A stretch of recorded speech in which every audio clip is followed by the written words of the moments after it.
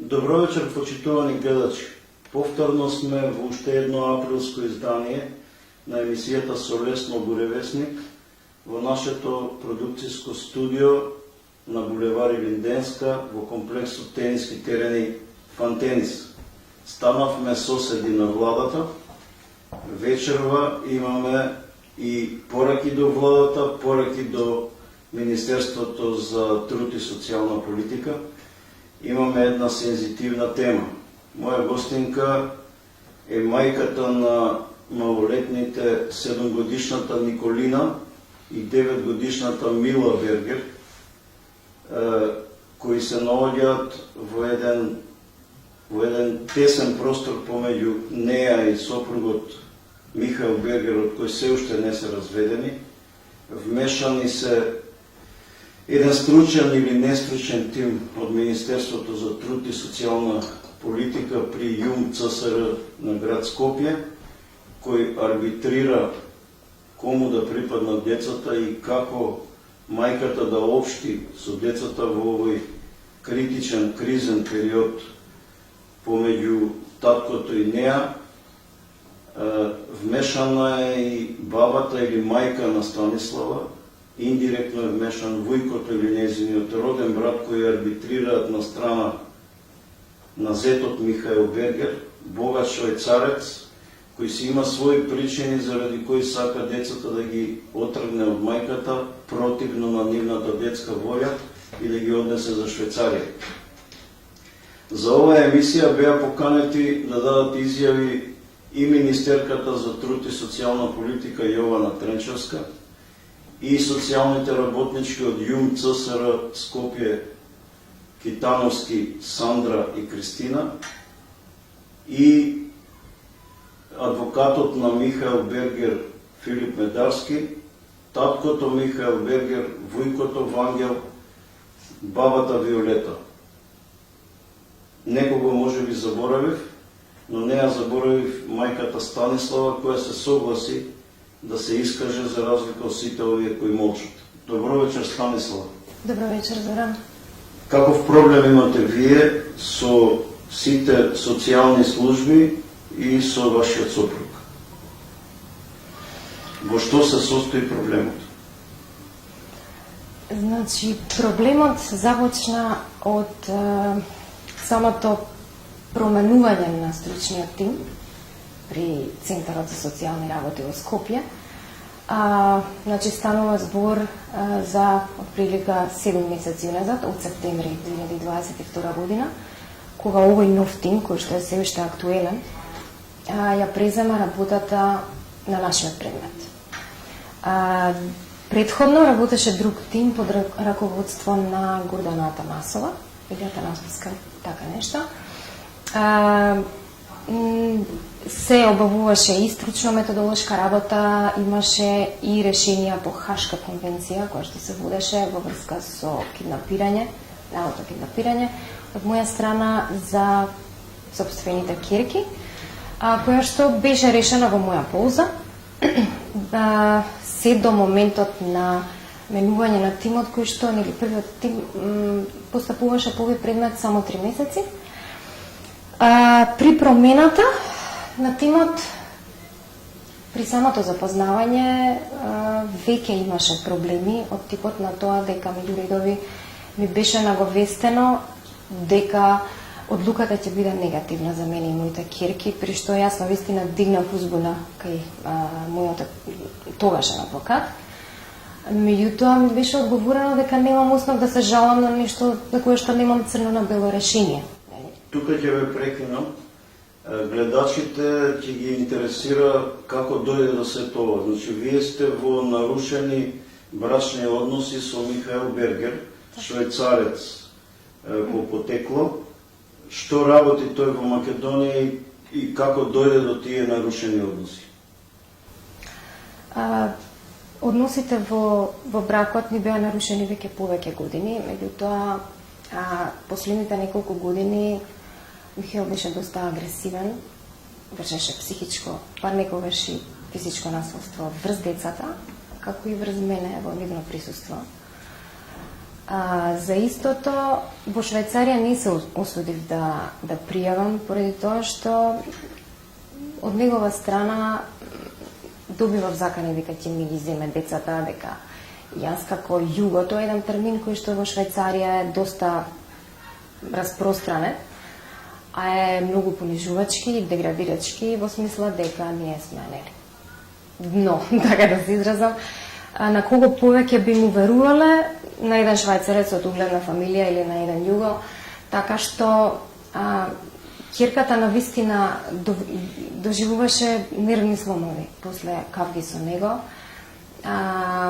Во прво време имав намера при разводот евентуално и да останеме таму, меѓутоа, освен неговиот груп и понижувачки однос кон децата, зашто особено по старата ќерка имаше страшни последици, значи зборамот типот вриштење во сон со клоцање, кошмари со татко и почна да пелтечи.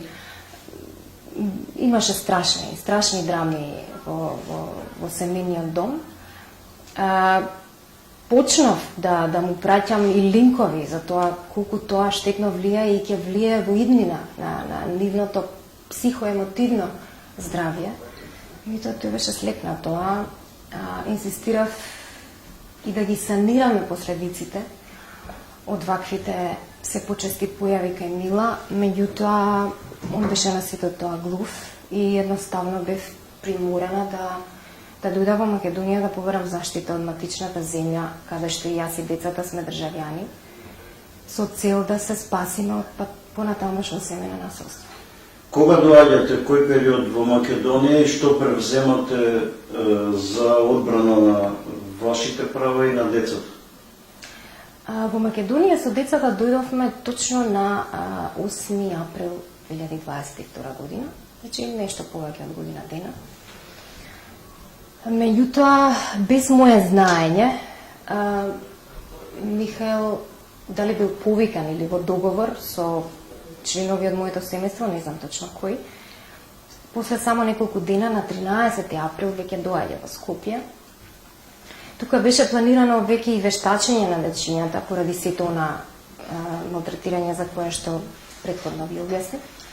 Меѓутоа, и тие планови ни се нарушија поради неговото ненајдено појавување и престој во истата куќа каде што јас бев со дечињата. На тоа следеше уште еден инцидент, би го нарекла, за кој што си постојат и полициски записници. За жал, моите деца беа сведоци на едно травматично искуство во куќата на мојата мајка, каде што за жал и во моментов престојуваат веќе повеќе од 1 месец.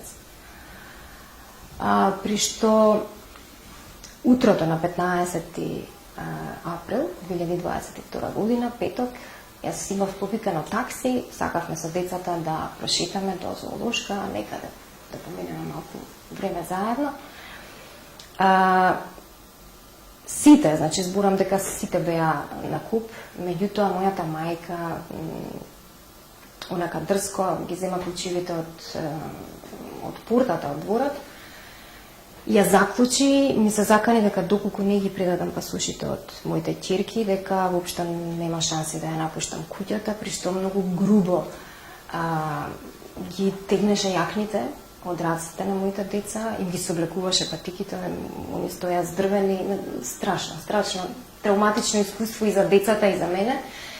Кавгата траеше 20 на минути, во моментот му звонев на мојот адвокат кој што, за моја несреќа бил на некакво судење, не можеше да ми се јави, не знаев дека треба да повикам полиција и во моја желба да ги спасам децата од понатамошно травматизирање и да сведочат на едно такво нездраво семејно, нездрави семејни односи, и ги предадов пасушите за да ми ја отклучи портата, бидејќи бевме заложници во таа куќа 20 на минути.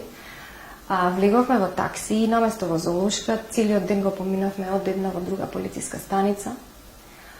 Таму бев поучена дека не морам да се вратам на истата адреса, би ги кажа и правата и задолженијата кон таткото секако. Од тој ден веќе живееме со двете ќерки под кирија. И останатото е веќе историја, значи. На што се должи таквиот игнорантски или лош однос на вашата мајка, па и на вашиот роден брат кон вас? Односите со мојата мајка никогаш не ни биле сјајни, за жал. Целта на ова мое гостување не е да ја деградирам, ниту да ја напаѓам. За жал, во моје време, кога јас бев дете, не сум имала воопшто информација дека постои центар кој што би ме заштитил, па за тогаш да го пријавам она што јас сум го трпела, така што нема да навлегувам во тоа каква мајка била. Веројатно е веќе очигледно према тоа како се однесува према сопствените внуки. Меѓутоа, мојата цел е да ги заштитам моите деца од тоа да бидат тормозени. Како ќе ги заштитите вашите деца ако тие по една, ја бих рекол, незаконска процедура се ставени под заштита или, како што вика Мила Бергер, вашата постара ќерка, ние сме во затворка и бабата. Како вие ќе ги заштитите? Многу интересно прашање. Искрено да ви кажам, не постои врата на која што немам тропнато. Во изминативе 5-6 недели, мислам дека имам напишано 20 жалби, известувања, барања, представки, што до центарот, што до Министерството, па и до други органи. Меѓутоа, на моите барања од се уште за мене непозната причина нема ниту одговор, ниту реакција, додека нивниот татко Михаел Бергер каже било што неосновано, без никаков доказ, основна или причина, се постапува. Јас имам основан сомнеж за евентуална можеби корупција, пристрасност, дефинитивно, зашто имам многу докази кои што ги имам доставено и до Министерството, како второстепен орган. Меѓутоа, ова е втора жалба, а првата жалба која што се однесуваше на решението за видување, ми беше одбиена, а тоа е веројатно поради документите кои што биле доставени, за кои што јас не сум била известена. Тоа дали сега готов. Кој документ? Например, документ од типот на оној кој што ви го пратив пред неколку дена. Имам огромен сомнеж дека целата стручно-методолошка работа е фалсификувана, односно дека е представена во неа нереалната состојба. Јас апсолутно тврдам дека моите деца сигурно не се изразиле против мене. Напротив, кога излегоа од стручно-методолошката работа, првото што им беше кога ме бушнаа, првото што кое го споделија со мене, беше дека мама, овие теткиве, за разлика од првиот пат, се на страна на тато, нема да не заштитат и така натаму. Сепак го почекавме решението и за жал, моите сомнежи, а и тоа како мојата постара ќерка го доживеала настанот, за жал излезе дека се вистина. Имаше многу пропусти во самата стручно-методолошка. Значи, прво мене ми беше кажано од страна на Кристина Симјановска дека нема потреба од адвокати, додека пак кога ги донесов децата, истиот ден, 21 септември 2022 година, адвокатот на мојот сопруг беше таму. Друго, тимот при самата стручно-методолошка дозволил таткото да им дели поклончиња на децата, што во некоја смисла на зборот е подкуп. Поготово, значи, во една таква институција и на таков ден, кога треба да се оцени односот меѓу родител и дете, сметам дека е непрофесионално, да не се изразам поинаку. Исто така, реакцијата на Мила беше многу лоша поради тоа што од одредени членови на тимот кои што присуствувале во стручно-методолошката работа во центарот, при поставувани прашања во однос на таткото, кога сакала да се изјасни или да наведе пример каде што се однесува грубо, недолично, дали физички, дали психички, нели, настан сакала да опише нешто во негативна конотација за нејзиниот татко, била секогаш прекинувана и биле наметнувани тези. Јас истото тоа го имав наведено и во првата и во втората жалба. Меѓутоа, нема никаква реакција, барав изземање на тимот, тоа не се случи. Барав повторно не се случи, сега барам по трет пат. Поднесов и барање до Министерството како второстепен орган за истата работа, да се направи ревизија на целото постапување на овој стручен тим, да се поништат стручно-методолошките работи, односно доволно е да се споредат првата и втората и да се види дека едноставно не може за 2 месеца ситуацијата и односот на вечињата драстично да се смени од црно во бело. Веќе тука би требало да стане очигледно дека нешто не е во ред. На што личеше инспекцијата од стручниот тим која подоцна даде еден извештај на кој правничката воопшто не е подпишана? Во врска со тој извештај, прво јас навистина првпат го видов тогаш кога го добив како доказен материјал од спротивната страна во суд. Јас таков документ никогаш немам подпишано, затоа што таква реална фактичка состојба никогаш се нема случајно. Таткото имаше видување со децата од 3 до 6 март оваа година, викенд видување. Ден предходно, кај помалата Киркичка се појави некакво чешкање и значи имаше оние детски глисти кои што се многу често појава кај децата. Истото продолжило и за време на викендот. Во комуникација со супругот ми кажа дека ќе однесе на преглед во Систина, тоа и се случи. Го замолив да ми ги прати извештаите, нели, како мајка да ги имам и јас, да знам и што понатаму. Се видовме со него и разговаравме во понеделникот на 6 март кога ги однесе во училиште. Тогаш ми кажа дека извештаите се уште не му се дојдени, дека треба да ги добие по мејл и го замолив уште еднаш кога ќе ги добие да ми ги препрати. Сега не ги добив, се до моментот на 14 март, значи после недела дена, кога отидов во 3 часот да ја земам помалата Киркичка, Николина од училиште, и на мој огромен шок и изненадување бев пречекана од полициска марица со 4 джандари внатре во униформа, каде што на лице место Кристина Симјановска ми го врачи решението, за кое што јас немав поима. Впрочем, јас се уште чекав извештај од сопругот за прегледот, а бидејќи децата немаа никакви, апсолутно никакви симптоми, нели нормално и не преземав ништо. Си одеа во училиште, двете и се беше најнормално. Ми го врачуваат решението, ми покажаа некоја слика, каде што се гледаат црвчиња. Во моментот ми дадоа такви информации дека тоа е некаква паразитна болест која што се пренесува преку допир. Тоа е некаква болест од која што моите ќерки, односно во тој момент беше Николина, може да остане стерилна цел живот, да не може да има деца, дека црвите ги изеделе внатрешните органи, джигерот и така натаму, и јас бев фрапирана.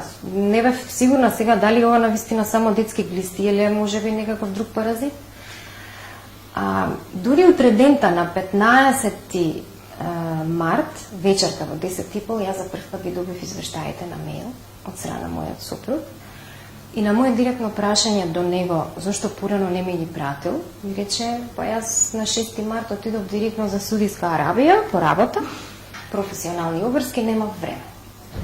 И сега од тука прашањето како немал време да ми ги прати мене, како на родена мајка на тие деца, жена која што се грижи за, впрочем, и двете негови керки, не само мои, а истовремено имал време да ги прати на неговите адвокати, како и на центарот.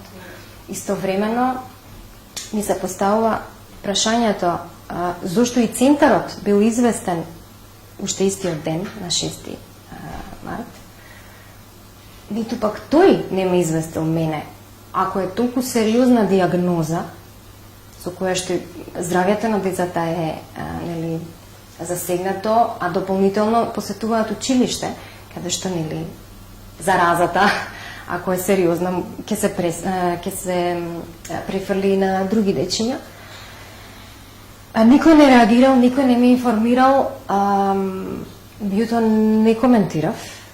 Искрено навистина бев во шок, бидејќи беше полициска марица со 4 полицајци, униформа, беше цел джип со тимот Центарот за социјални, или со возачи цел тим внатре, и дополнително возило со кое што бабата Виолета дојде да ги земе децата.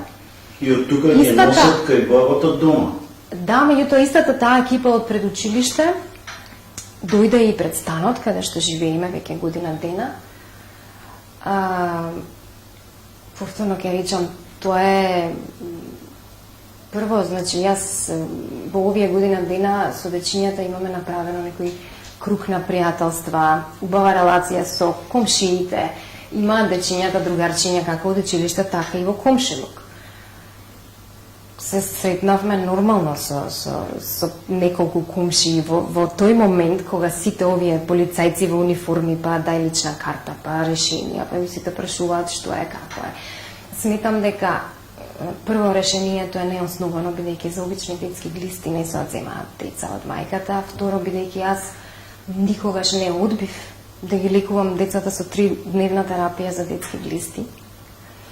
А другиот момент е дека Центарот тоа го направи на така пампозен начин, при што е нарушен угледот на моите деца и мојот, меѓутоа преценивниот. Пред училиште, во истиот момент, значи, беа толку многу другарчиња и на двете керки, па и родители нивни. Сметам дека Центарот, како институција, која што треба да се грижи и да ги заштитува правата на децата, впрочем, со тој начин на постапување го направи токму спротивното. Како се одвиваат настаните во овој ваш немил случај, откако децата се преселени од контрола на вашата мајка? Што се случува конкретно? Одам јас дома. Многу Овде е жени. затвор. Ајде. Call police. I'll talk with those policemen. Whatever. Откако децата престојуваат во куќата на мојата мајка, значи имав само 2 нормални видувања. Велам нормални, бидејќи при една од моите посети, после неполни 2 часа од мојот престој во куќата на мајка ми, таа почна да ме брка пред децата, буквално, во буквална смисла. Баш онака дрско, при што Мила ја праша: бабо, дали може мама да остане на вечера, бидејќи Мила беше втора смена и малте не беше после 4,5-5 часот попладне кога стигнавме во куќата, земајќи во предвид дека се наоѓа малку подалеку од градот. На што баба ја одговори доста дрско, да не речем безобразно, дека тоа нема шанси, така натаму. На тоа следеше уште едно прашање од страна на Мила, поставено кон незината баба, дали може мама барем само вечерва еднаш да приспие тука кај нас, затоа што ни недостига. Тука веќе ескалираше целата работа. нормално, значи во негативна конотација на незиниот одговор кон Мила, на што Мила искоментира: баба, она ти е керка. Зашто тато може да спие тука и да јаде и да живее со нас, а она не може? Коментарот на мојата мајка беше: епа татко ти мене ми ги кастри дрцата и ми копа во градината, мислам, нема да ги коментирам тие работи понатаму. Но на еден многу неубав начин, освен тоа што децата беа потиштени поради тоа, се случи да мојата мајка излезе надвор, во дворот, разговараше на телефон веројатно со адвокатите, кои што ја советуваа на кој начин да бидам избркана. Јас тоа ослушнав со собствените уши, па како да ја избркам. При што кога се врати, првите зборови кон мене, се тоа се случуваше во присуство на децата, ми рече: имаш половина час да ја напуштиш куќата. И при тоа си седнаа да вечерат, јас бев седната на магарешка клупа. Дури фотографија од самата ситуација и детален опис на сето она што се случуваше тој ден е испратено заедно со известување, значи во писмена форма до центарот, и на тоа, како и на се останато, нема никаква реакција, никаков одговор. После тоа го известив центарот од причини дека сакам да ги заштитам децата од тоа да го прифатат ваквиот болен семеен однос како нормален. Реков дека од сега натаму видувањата ќе бидат надворот таа куќа и тој двор. Така што следните викенди, најчесто бидејќи нели и со смените и со домашните задачи, не беше изводливо да се гледаме преку недела. Еднаш отидовме на пикник во близина на куќата, следниот пат ги однесов во хотелот Белви, каде што има љуѓашки, други љуѓашки, во радиус од 1 километар од куќата и нема ниту пат, нема ниту тревник, нема ниту паркче, па тоа не е единствено прибежиште каде што ета може децата малку на поинаков начин да се поминат убав ден со мама. При сите тие видувања постојано ме прашуваат: сега дојде мамо, ќе си дојдеме ли дома? Центарот од мене од првиот ден кога ми го врачи решението, ми кажа дека ова се детски глисти, дека неколку дена привремено се одземени, да не имам паника, да направам тоа што ќе ме задолжат. Задолженијата беа следниве: требаше да направам целосна дезинфекција на станот во кој живееме. Не затоа што глистите потекнуваат од станот, туку поради тоа што може би се фатила Николина некаде или на некаква површина. Добро, и тоа им доставив извештај дека јас лично не поседувам таков тип на паразит во сопственото тело. И после тоа следуваше барање од моја страна, направив се што ми побаравте, вратете ми ги децата. Меѓутоа следеше соочување во кое што бев седната заедно со мојата мајка, мојот супруг и не целиот тим, меѓутоа Кристина Симјановска, Кристина Китановска и уште една која што наистина не знам како се вика, каде што ме обвинува дека сум крива што мојата ќерка напишала писмо до службата, барајќи начин да се врати дома. Напишала 3 писма. Едно до самата служба, педагог-психолог во училиштето каде што учат, меѓутоа дала уште 2 писма кои што биле наменети за училиштето да ги предаде на тетките од центарот, така ги вика Мила. Едно од тие писма ми беше дадено да го прочитам, ископирано за време на тој состанок во центарот. Од прилика содржината беше во конотација на тоа дека не може веќе да ги поднесе кавгите, постојано има викање во куќата, дека не се осеќа добро, ве молам, вратете ме дома кај мама. Да, на моје големо изненадување, реакцијата и на мојот супруг, и на мојата мајка, и на членовите, нели, од тимот при центарот, ме обвинија мене дека јас сум ја наговарала да напише такво писмо и дури сопругот спомна дека ќе бара јас, поради тоа што лошо влијам на децата, да си ги гледам собствените деца под надзор на центарот. Сега, во цела ова рашомонијада да ја наречам, особена улога игра полицијата, заради што јавно го повикувам министерот Оливер Спасовски и директорот на Бирото за јавна безбедност Сашо Тасевски, заедно со началникот од внатрешна контрола и преиспитување на професионални стандарди, да се истражат внатре во полицијата под кои услови и врз основа на кои документи или решение бабата Виолета Мичевска постојано повикува полиција, ги држи децата под клуч кога сте таму и кога не сте таму, и полицијата доаѓа на секој нејзин повик како некоја врвна контрола, заради што имаме и видео изјава која веќе ја објавив. Вашата постара ќерка Мила Бергер, таа куќа и тој престој таму ги доживува како затвор. Значи, дали имате вие сознание како мајка, која е таа сила која полицијата ја крева на еден миг, на едно обично повикување од вашата мајка? Кога ќе дојдам на видување со моите деца, не ми е дозволено да ги видам иако се присутни во куќата. Ниту на прозор, ниту преку решетка, веќе. Значи, последниот пат, мојата мајка заедно со незиниот зет Михаел дојдаа до портата само да ми соопштат дека нема да ги видиш децата, бидејќи тој решил да ги носи на викенд. При што ми повика и полиција.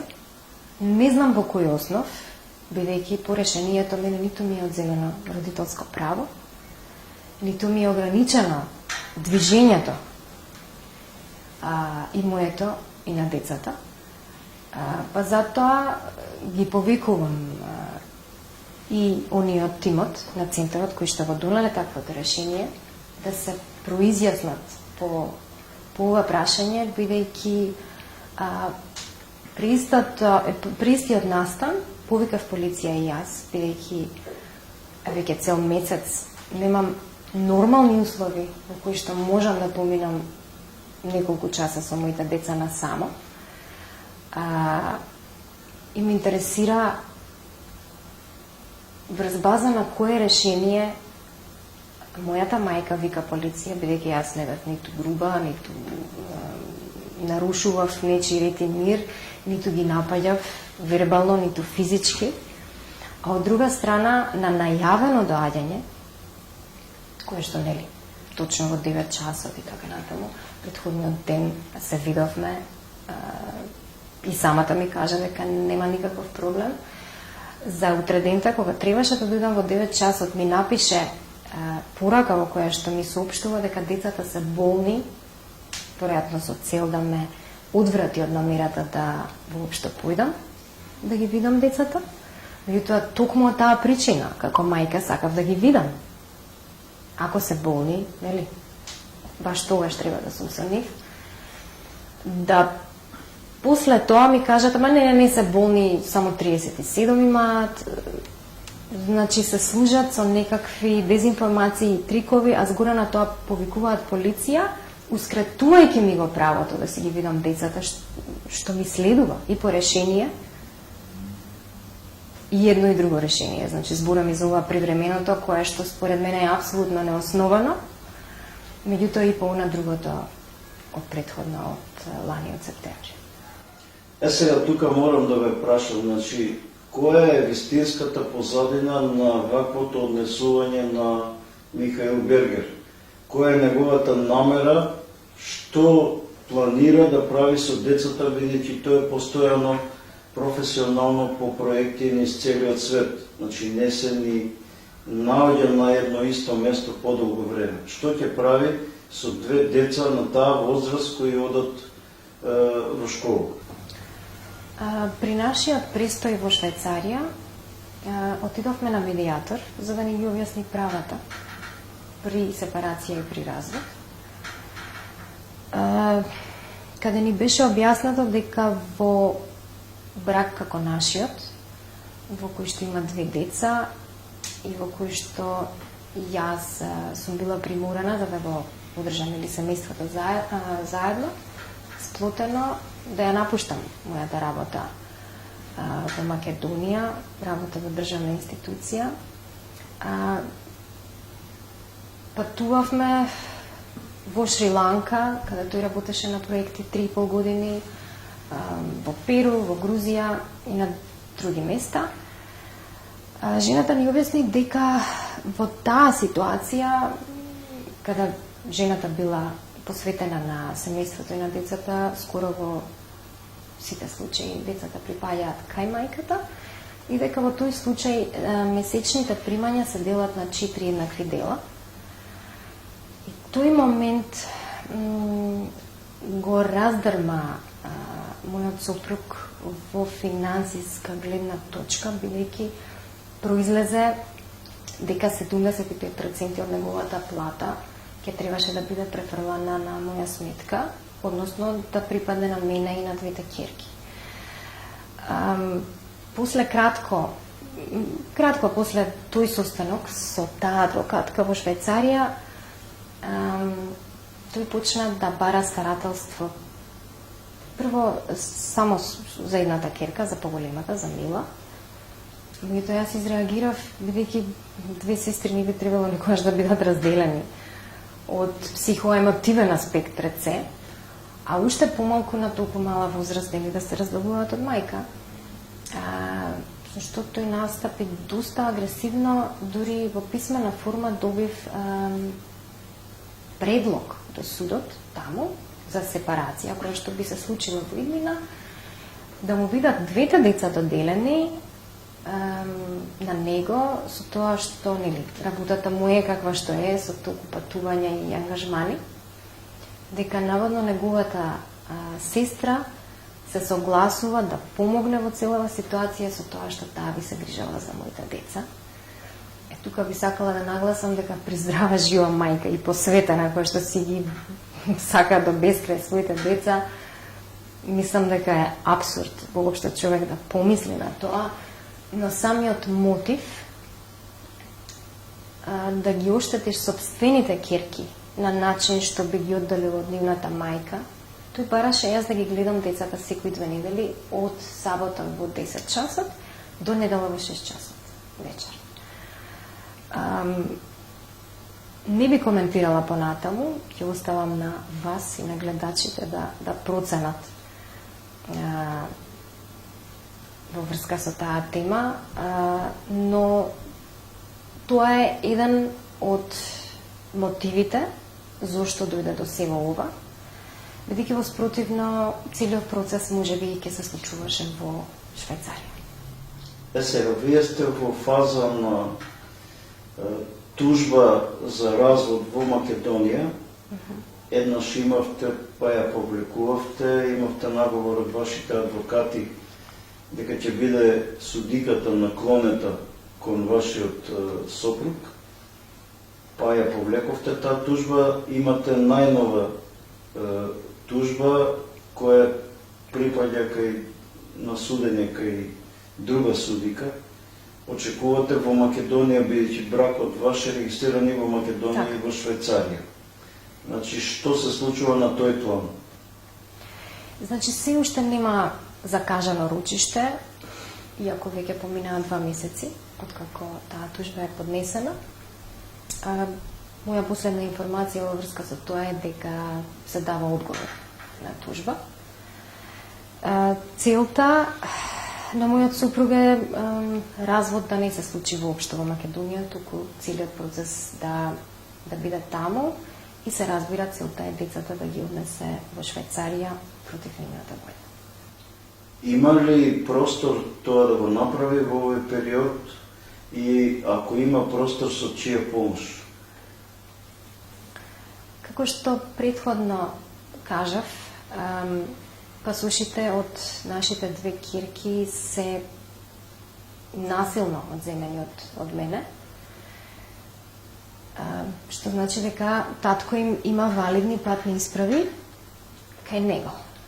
Јас поднесов барање до центарот за издавање на нови патни исправи за моите две ќерки, при што тој бил повикан и прашан за истото. Не се согласил, меѓутоа центарот донесе решение и ми даде решение за одобрување на патна исправа. Отидовме, децата се слика. Истиот ден кога ми беше врачено решението за одобрување на издавање на патна исправа, издадено од центарот и подпишано од истиот овој тим кој што сега постапува по предметот, истиот ден, после само неколку часа, по електронски пат пратиле допис до МВР за забрана. Истото ми беше јавено од човекот, нема да го именувам, кај кој што се има паднато предметот, за Мила и Николина. И му кажав, па како е можно, јас само што ви ги доставив на рака.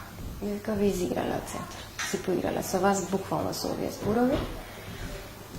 За подоцна да ми кажат дека така реагирале поради тоа што мојот сопруг им кажал дека јас ке бегам.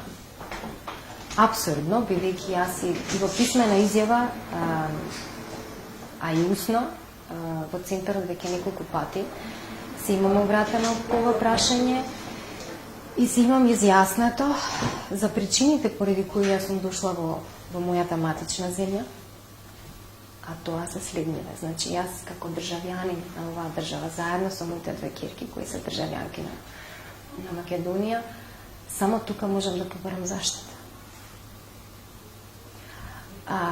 Неговите аргументи биле дека јас имам чичко кој што живее во Америка, тоа е вистина. Јас желба да живеам во Америка никогаш сум немала, а немам ниту најмала намера да се селам било каде пред да си ги средиме, нели, сите овие административни работи и околу развод, и околу старателство, и пред се да си го најдеме мирот со моите две ќерки. Под полна морална, материјална и каква не веќе одговорност изјавувам и пред телевизијата, како и во писмена форма во центарот, дека немам ниту најмала намера да се иселам од овде. Сум дошла во оваа држава за да побарам заштита. И поднесував дополнително уште 2-3 барања да таа забрана биде укината од токму овие причини, меѓутоа нема никаков одговор.